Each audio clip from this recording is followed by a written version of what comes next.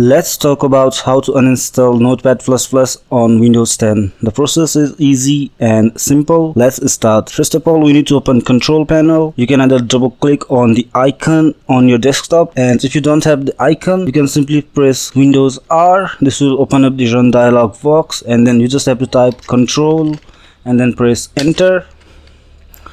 This will open up the control panel and you'll see something like this. And if you don't see something like this, you gotta go to view by, and if it's like this, you gotta change the view by type to category, and under programs you need to click on uninstall a program, and here you will see a list of different programs installed on your computer. You just need to find Notepad++. Here I have already found it. Just right click on it, select uninstall, and then click on S and just click on uninstall.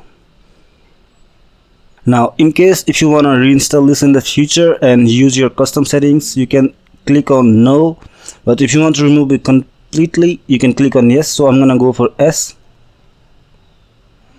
and it says completed, and finally click on close. So this is basically how you uninstall Notepad++ on Windows 10. And after uninstalling, you might want to remove the junk file, the leftovers the program has stored on your computer previously. To learn how to remove those programs or those unnecessary files, check out this video on cleaning your computer after uninstallation. Thanks for watching, and I will see you in the next video.